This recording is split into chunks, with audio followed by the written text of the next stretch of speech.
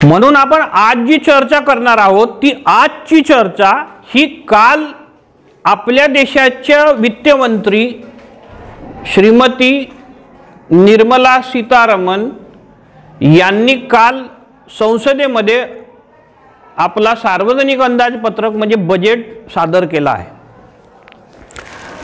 वित्त राज्यमंत्री आहेत अनुराग ठाकूर काल पूजापातिकी करून संसदेत गेले असा एक फोटोही होता। का देशातील लोकांना एक चांगल्या सुविधा प्राप्त व्हाव्यात आणि त्या आम्ही देण्यासाठी तत्पर आहोत सरकार म्हणून, ही भूमिका अनुराग ठाकूरांनी मांडलेली आहे। पूर्ण अर्थसंकल्प निर्मला सीतारामन यांनी मांडलेला आहे। देशाचे आदरणीय पंतप्रधान नरेंद्र मोदी यांनी अर्थसंकल्पावर आपली प्रतिक्रिया व्यक्त केली आहे जी सकारात्मक आहे।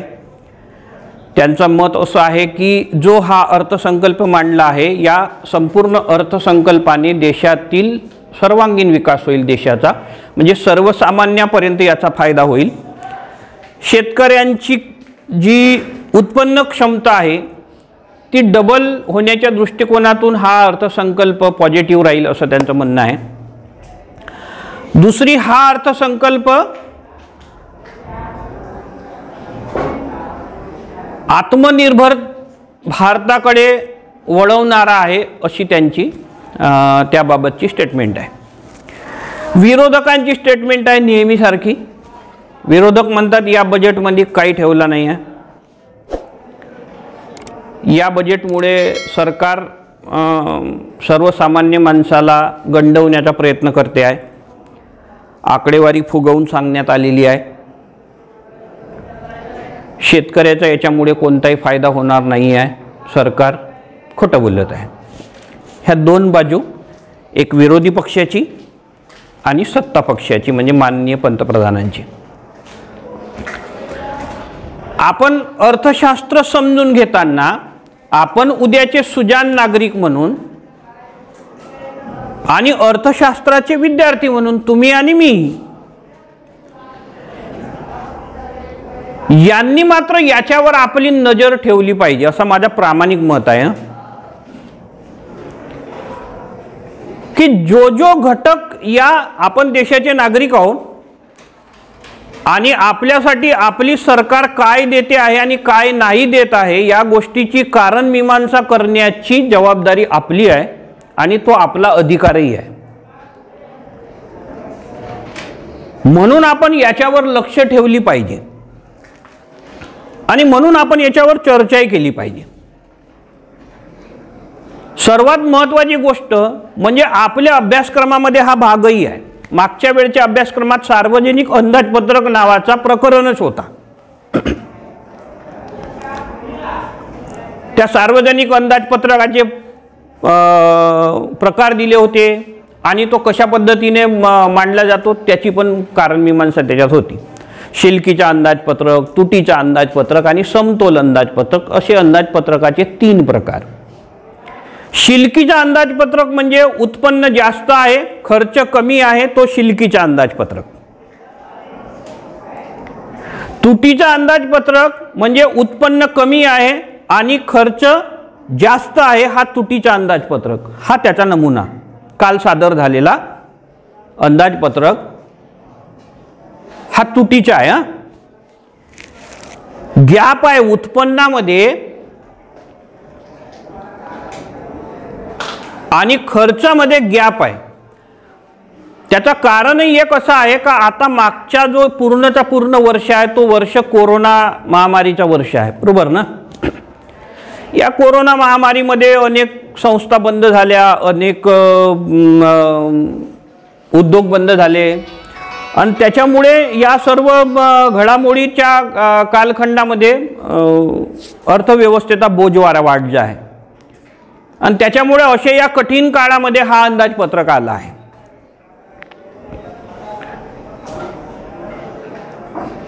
आता मागच्या तिमाहीमध्ये जो GDP आहे म्हणजे सकल उत्पादन जो आहे आपल्या देशाचा, या सकल उत्पादनाची घट ही -7.5% आहे GDP. आणि सरकारचं असं म्हणणं आहे का आता आपली जी हा जो वर्ष आहे या वर्षामध्ये ती आपल्याला पॉझिटिव्हली 4.5% पर्यंत आणायची आहे. आता मायनसमध्ये आहे आणि सरकारची इच्छा आहे की तो 4.5% प्लसमध्ये पर्यंत तिला खिचत आणायची. मोठा स्वप्न आहे अर्थमंत्र्याचा. त्याच्यासाठी माझ्या अर्थशास्त्राचा विद्यार्थी म्हणून शुभेच्छाही आहेत, देशाचा नागरिक म्हणूनही शुभेच्छा आहेत का त्यांनी पाहिलेला हा स्वप्न जो आहे 4.5+ तो सक्सेस व्हावा अशी मी प्रार्थनाही करतो. पण ही एवढी मोठी हनुमान उडी मारली जाईल की नाही मारली जाईल याबाबत मी साशंक आहो, 100% साशंक आहो. आणि मला वाटत नाही का 4.5% पर्यंत ती गंमत चालेल असं मला वाटत नाही, ही मी अगोदर सांगतो. आता आपण समजून घेऊ जसं अंदाजपत्रक म्हणजे काय, हा सार्वजनिक अंदाजपत्रक कसं काय, याची रचना कशी झाली, काय झाली, याला काय म्हणतात. तर सरळ सरळ जर याचा साध्या सोप्या शब्दामध्ये जर अर्थ पाहिला ना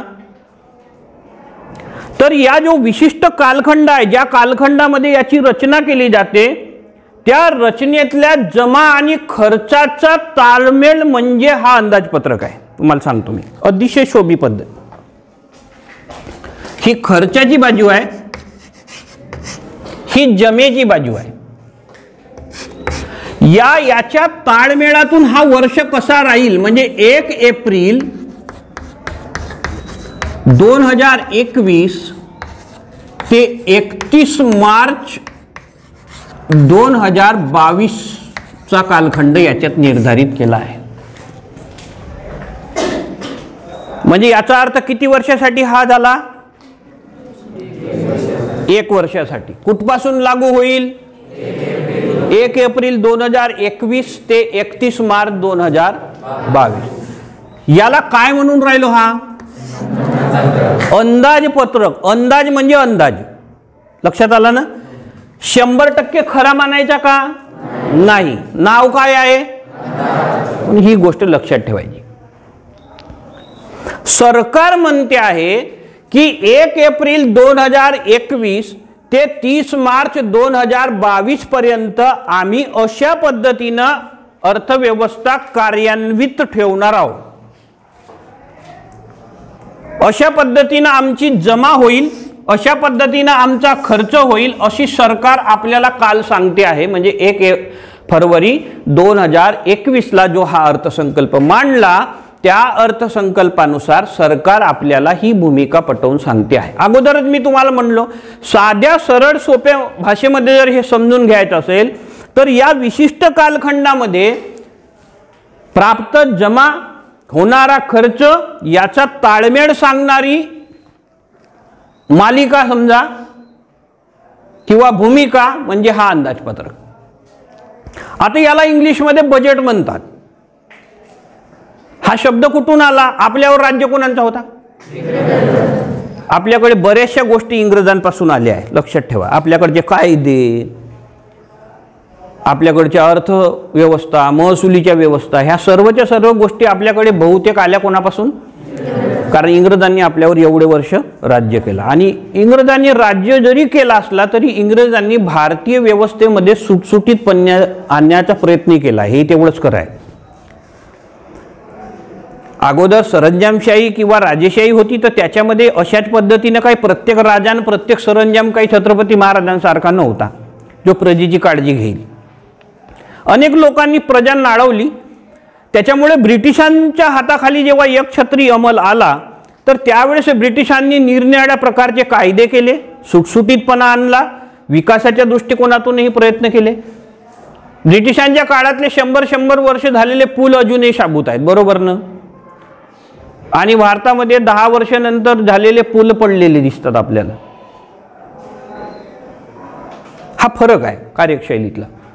सांगण्याचा अर्थ असा होता का आपल्याकडे जो हा बजेट नावाचा शब्द आपण वापरतो, अंदाजपत्रक नावाचा शब्द आपण जो वापरतो, हा बजेट नावाचा शब्द ब्रिटिशांपासून आपल्याकडे आला. हा बजेट नावाचा शब्द बजेटी या फ्रेंच शब्दापासून तयार झालाय, लक्षात ठेवायचा. हा मूळ शब्द कोणाचा आहे? फ्रेंच आहे.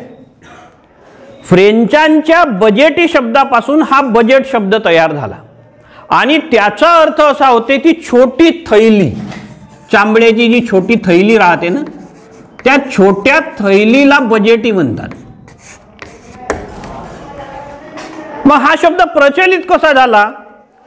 तर ब्रिटिश संसदेमधला जो अर्थमंत्री आहे, हा ब्रिटिश संसदेतला अर्थमंत्री हा जमा खर्चाचा हिशेब संसदेला सांगताना या छोट्या थैलीतून आपले कागदपत्र काढायचा.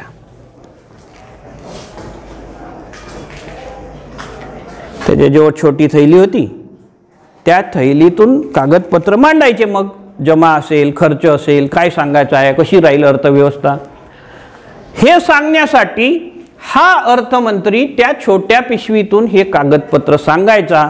पुढे हा शब्द बजेट म्हणून स्थिरावला गेला. आज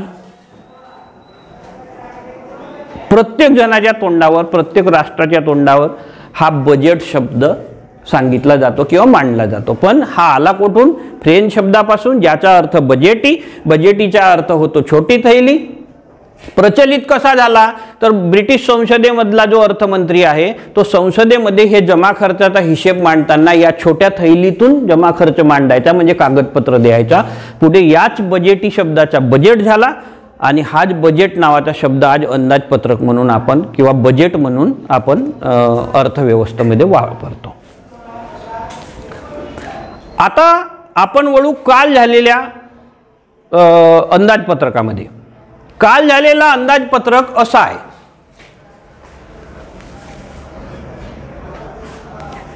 काय कालच्या अंदाजपत्रकामध्ये ठोकळ मानानं सरकारने काय काय दिलं आहे, सरकार काय म्हणते, ह्या सरकारच्या घोषणा आहे. ह्या घोषणा आहे. सरकार म्हणते आरोग्य क्षेत्रावर 2.23 लाख रुपयाची भरघोस वाढ करण्यात आलेली आहे आणि हे सांगताना 137% वाढ करण्यात आली आहे, असं आदरणीय निर्मला सीतारामन आपल्या देशाचे वित्तमंत्री यांनी ही मांडणी केलेली आहे. कारण कोरोनाचा कालखंड होता आणि या कोरोनाच्या कालखंडामध्ये देशातील आरोग्य व्यवस्था किती बेकार आहे, किती सडली आहे, किती गरजेची आहे, ही भूमिका प्रकर्षाने आपल्याला कोरोनाच्या कालखंडामध्ये जाणवली आणि म्हणून आरोग्य व्यवस्थेवर सर्वात जास्त आणि खर्च करणं ही गरजेची गोष्ट आहे, ही भूमिका सरकारला पटली. म्हणून सरकारने यावर या पद्धतीने भरघोस प्रमाणात वाढ केलेली आहे. त्यासाठी मी सरकारच्या आणि वित्तमंत्र्यांचं अभिनंदन करतो. चांगली गोष्ट केली, बरोबर ना? चांगली गोष्ट केली आहे. ही भरघोस वाढ याच्यामध्ये झालेली आहे आणि त्या वाढीपेक्षाही माझं असं म्हणणं आहे की आरोग्य नावाच्या पायाभूत गरजेवर सरकार या दृष्टिकोनातून पाहायला शिकली, ही त्यापेक्षा चांगली गोष्ट आहे. नाहीतर आरोग्यातले दवाखाने जर आपण पाहिले तर दवाखान्यात पाय ठेवण्याची इच्छा होत नाही सरकारी क्षेत्रातले, बरोबर ना? या निमित्ताने याच्यामध्ये काहीतरी चांगली सुधारणा होईल आणि आपल्या देशातल्या लोकांना चांगली आरोग्य सेवा प्राप्त होईल अशी अपेक्षा आपण करू. म्हणून समर्थन आहे का या बाबतीमध्ये वाढ घडवून आणली. विमा क्षेत्र आहे, हा थोडासा आपला वादाचा विषय आहे. विमा क्षेत्र 74% विदेशी गुंतवणुकीसाठी खुले करण्यात आलेले आहे. खाजगी गुंतवणूक, याच्यात शब्द आणखी टाकू, खाजगी गुंतवणूक. याच्यामध्ये आहे LIC. LIC ही तुमची माझी आतापर्यंत येणाऱ्या एजंट आपल्याला मोठ्या सुंदर पद्धतीने सांगत होता का तुम्ही LIC काढलीच पाहिजे, कारण LIC काढल्यामुळं तुमचा कुटुंब सुरक्षित संरक्षित राहील, असा भूमिका आहे. तुमच्या घरी पण LIC बरेच जणांची असू शकते, आहे ना? कोणी हाताने पैसे भरत असेल, कोणाचे पगारातून कटत असेल, पण LIC जशी तुमची आहे तशी माझी आहे.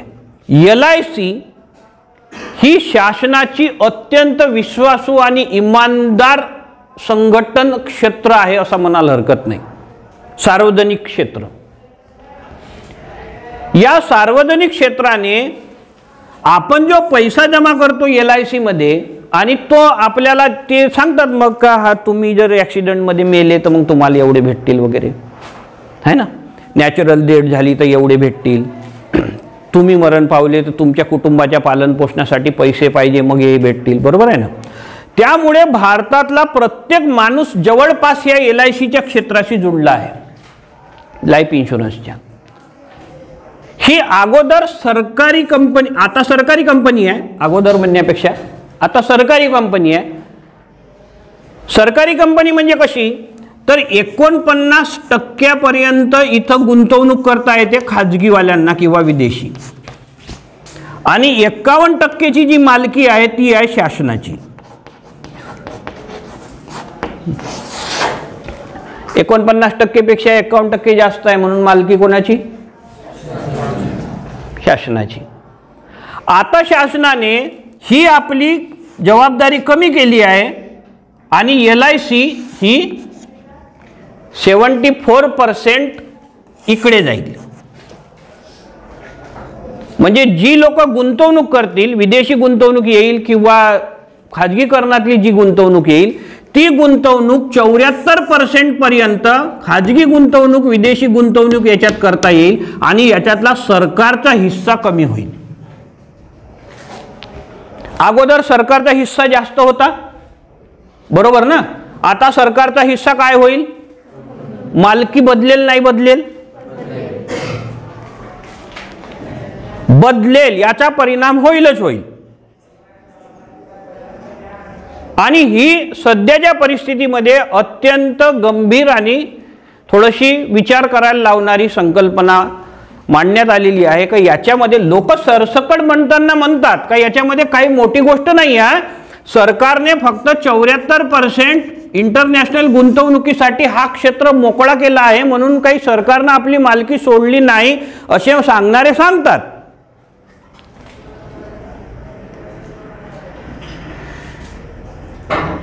पण याच्यामध्ये जर गुंतवणूक एखाद्या क्षेत्राची जास्त आहे तर मग जास्त आहे तर त्याच्यावर अधिकार कोणाचा राहील? ज्या क्षेत्रावर त्याचा जास्त अधिकार आहे त्याचा राहील ना. निर्णय क्षमता कोणाची राहील? जास्त अधिकारवाल्याची. नियोजन कोणाचा राहील? जास्त अधिकारवाल्याचा. मग समजा आज जर आपल्याला जर समजा 1% लेवलवर त्याचा व्याज मिळत असेल किंवा काही मिळत असेल किंवा त्याचे फायदे मिळत असतील तर ते पुढच्या कालखंडामध्ये तसेचे तसे भेटतील अशी साशंकता सर्वसाधारण माणसाच्या मनात निर्माण होऊ शकते. उदाहरणार्थ आता कृषी फसल विम्यामध्ये लोक पैसे भरतात, बरोबर ना. आणि फसल गेल्यानंतर ती कंपनी त्याला फसलचा विम्याचा पैसा देतो आहे का? नाही देत. प्रायव्हेट कंपन्या एकाएकी पैसे देत नाही.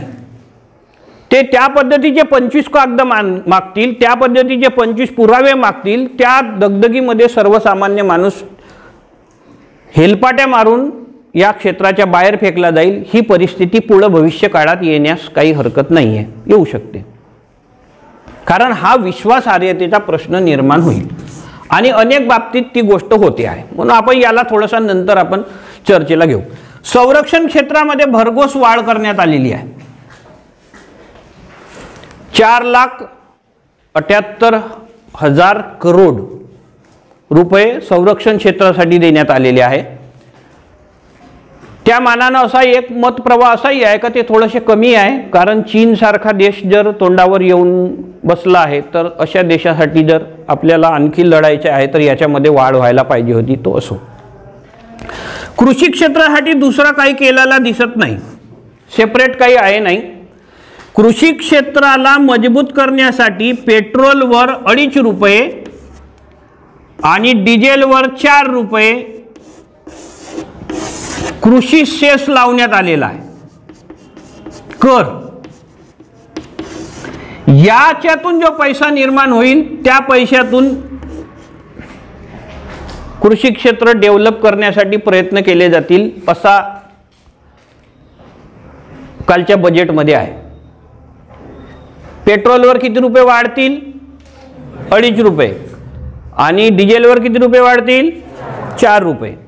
आता सरकारचं असं म्हणणं आहे का आम्ही त्याच्यावरचा जो अतिरिक्त शुल्क होता तो कमी केला आहे, म्हणून सध्या जर 94 रुपयाला जर पेट्रोल भेटत असेल तर तो सध्या 94 रुपयाला भेटेल असं सरकारचं म्हणणं आहे. पण पुढं तो 94 रुपयाला भेटेल असं काही मला वाटत नाही. होऊ शकते पण सरकारचं असं म्हणणं आहे. राहील लक्षात. पायाभूत ज्या सुविधा आहेत, रस्ते, याच्यासाठी 1,16,000 ची तरतूद आहे. हा क्षेत्र आहे गडकरी साहेबांकडे, आपले नागपूरचे गडकरी साहेब, नितीनजी गडकरी सर, त्यांच्याकडे हा क्षेत्र आहे आणि त्याच्यावर बऱ्याच चांगल्या प्रमाणामध्ये त्यांनी कार्य केलं आहे. म्हणून अनेक प्रकारचे रस्ते, अनेक ठिकाणचे रस्ते अतिशय चांगले झालेले आहे आणि ते वाढत आहेत. पण आता याच्यामध्ये जी ही तरतूद करण्यात आलेली आहे, ही तरतूद फक्त 4 राज्यावर जास्त खर्च आहे. एक आहे आसाम, तामिळनाडू, केरळ आणि पश्चिम बंगाल. रस्ते आता पॉश होण्याची जबाबदारी कुठं चालली आहे तर केरळ, तामिळनाडू, आसाम आणि पश्चिम बंगाल या 4 राज्यांसाठी ही भरघोस सुधारणा केलेली आहे.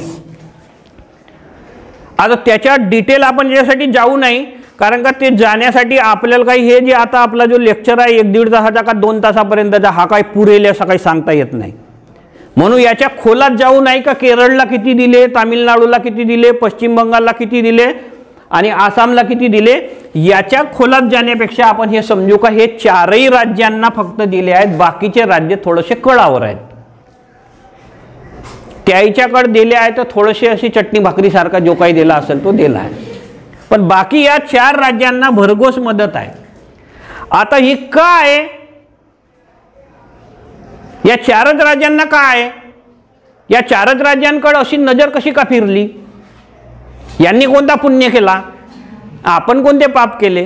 तर यांच्या वाट्याला पुण्य याच्यासाठी आला आहे का या 4ही राज्यामध्ये भविष्य काळात निवडणुका आहेत आणि म्हणून या 4ही राज्यांकडे हे मेहर नजर आहे.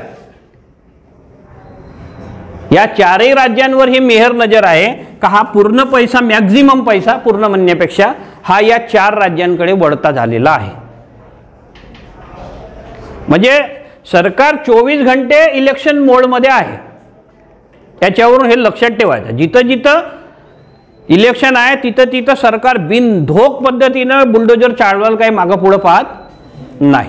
त्या तोचा रेल्वेमध्ये 1,10,000 रुपयाची तरतूद करण्यात आलेली आहे. पण याच्यामधल्या ज्या रेल्वे आहेत तर रेल्वे खाजगीत चालली आहे आणि खाजगी रेल्वेसाठी ह्या पैशाची तरतूद केलेली आहे.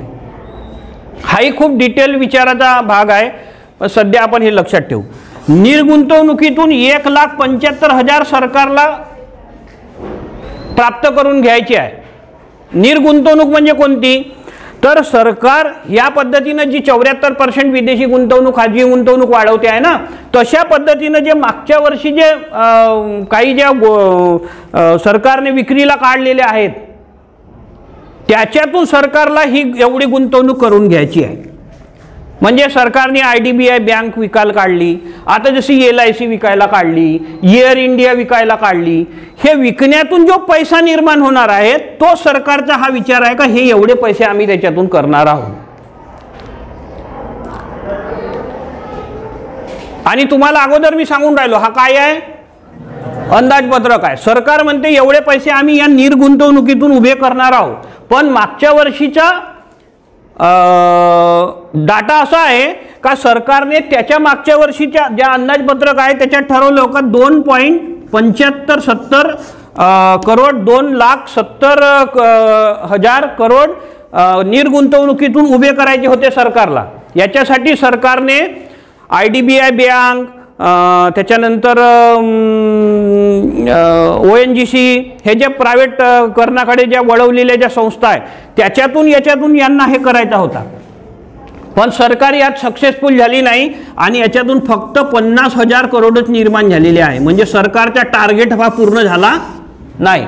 सरकारचा हा टार्गेट जर या वर्षी पूर्ण झाला नाही तर सरकारचा हा टार्गेट पुढच्या वर्षी पूर्ण होईल याची गॅरंटी देता येत. पण हा आहे काय अंदाजपत्रक. प्राप्ती कर जो आहे म्हणजे आम्ही जो इन्कम टॅक्स भरतो, आमच्या इन्कम टॅक्स मध्ये काहीच बदल नाही. पगार वाढले आहे,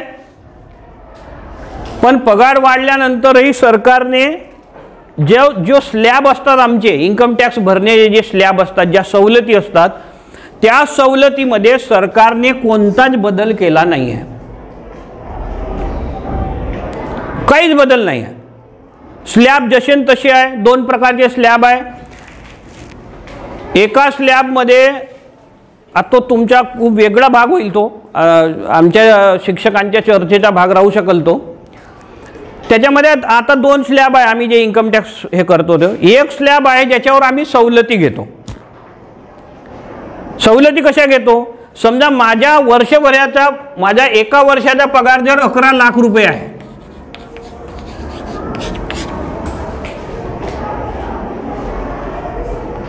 तर या 11 लाखापैकी 2.5 लाखाची सूट आहे पहिल्या. मग त्याच्यानंतर हे 2.5 लाख याच्यातून कमी झाले, राहिले किती लाख?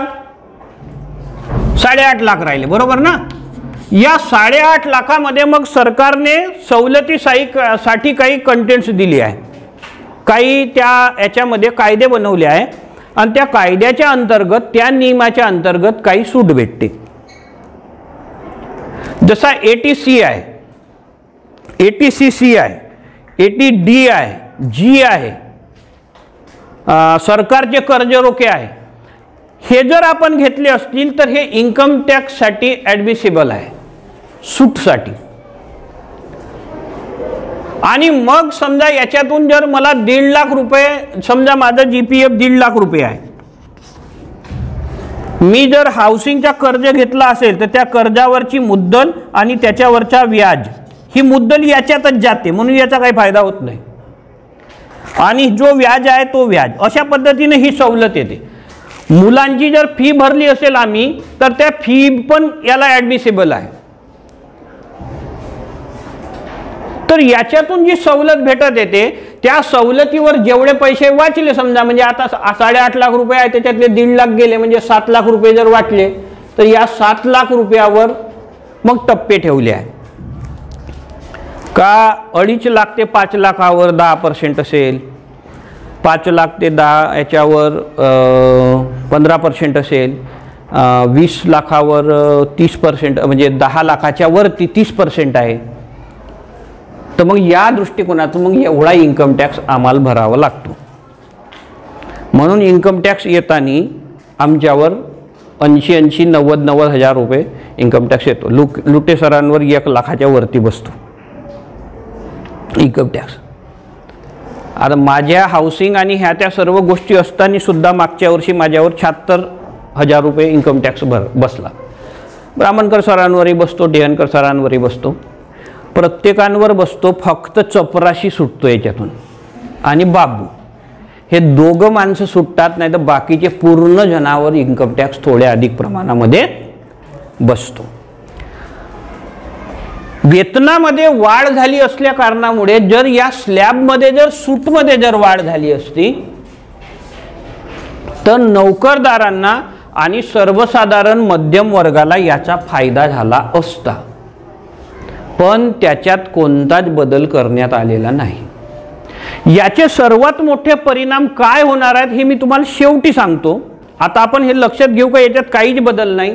फक्त एक बदल सरकारने केला, जे 75 वर्षापेक्षा जास्त बुवाजी लोक आहे, बुवाजी लोक म्हणजे म्हातारी मंडळी जी आहे ना, या 75 वर्षापेक्षा जास्त वयोमर्यादा असणाऱ्या लोकांना परतावा भरावा लागणार नाही असं सरकारचं म्हणणं आहे.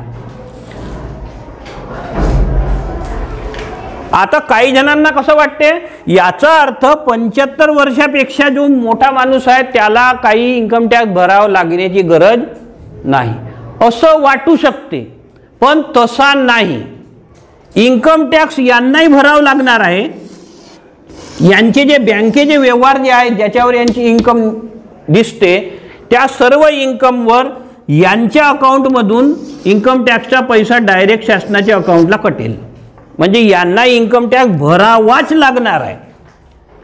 फक्त यांना आम्ही जो परतावा भरतो नंतर रिटर्न तो यांना भरावा लागणार नाही. यांना याच्यातला फायदा कोणता आहे, जर याच्या उत्पन्नापेक्षा जर याला जर दुसरे जर उत्पन्न असतील याच्या बरोबर लागून जे याला दिसत नाही त्याच्यातून मात्र याचा फायदा आहे. अदरवाईज याची काही इन्कम टॅक्समधून सूट नाही आहे, याला इन्कम टॅक्स भरावा लागणार आहे. आणि महत्त्वाची आणि शेवटची गोष्ट तुम्हाला सांगून ठेवतो, याच्यानंतर तुमच्याजवळ असणाऱ्या गाड्या ह्या 15 आणि 20 अशा दोन याच्यामध्ये भंगारमध्ये टाकल्या जातील. 15 वर्षाच्या वरती तुम्हाला गाड्या चालवता येणार त्या उचलाच्या भंगारमध्ये टाकायच्या. जे ट्रान्सपोर्टिंगवाल्या गाड्या आहेत ते 15 वर्षामध्ये मोडकडीला आणायचे आहेत आणि ज्या कार आहेत किंवा काही आहेत इंडिव्हिज्युअल कार वगैरे त्या 20 वर्षामध्ये डिस्ट्रॉय करायच्या आहेत. असं नाताची कोणाजवळ राहिली सुईली तर विकून टाका. मी तर विकलो. माझ्या गाडीला 10 वर्ष झाले ना, मी विकून टाकलो. 6 वर्षाचा माणूस 5 वर्ष तिला वापरलं ना तो भंगारमध्ये टाकेल. कोणाचा नियम आहे आता नवीन हा या अंदाजपत्रकातला आणि या शासनाचा निर्णय आहे. अंदाजपत्रक अशा पद्धतीने आला आहे, जर हे 100 पैसे जर आपण धरले तर हे 100 पैसे शासनाने अशा पद्धतीने खर्च केलेले आहे. आता जर खर्च करायचा आहे तर जमा पाहिजे ना, पैसा कुठून तरी येईल तेव्हा कुठून तरी खर्च होईल, बरोबर ना. येणारच नाही. तलावाला आपण म्हणतो ते आपल्या मराठी भाषेमध्ये शब्द आहे भुडूक फुटणे, माहिती आहे ना तुम्हाला. एखाद्या ठिकाणी जर तलावाला जर एखादा गड्डा पडला आणि तिथून जर पाणी जायला लागला तर त्या तलावातला पाणी खाली होते, बरोबर आहे. आता त्या तलावात जर पाणी भरला नाही ना, तलाव खाली होत राहिला तर कसा होईल, कोरडा पडला ना तलाव. म्हणून सरकार हे विचार करते का हा तलाव जो आहे अर्थव्यवस्थेचा हा तलाव कोरडा पडता कामा नाही. सरकार मग विचार करते का आमच्याजवळ पैसा कुठून कुठून येणार आहे, तर सरकारजवळ पैसा येणार आहे वस्तू आणि सेवा करामधून. सरकारचा हा आताचा बजेट आहे कालचा, आणि सरकारने या पद्धतीने याच्यावर पैसा खर्च निर्मिती दाखवली आहे, उत्पादन दाखवलं का आम्ही अशा पद्धतीने पैसा आमच्याजवळ येणार आहे. हा येणारा पैसा वस्तू आणि सेवा करांमधून 15 पैसे येणार आहेत. आपण हिशेब काय करून राहिलो का 100 पैसे आहे माझ्याजवळ आणि 100 पैसे मला खर्च करायचे कसे करणार आहोत त्याचा मी हा बजेट मांडला आहे. 100 पैसे माझ्याजवळ जमा होणार आहेत. कसे जमा होणार आहेत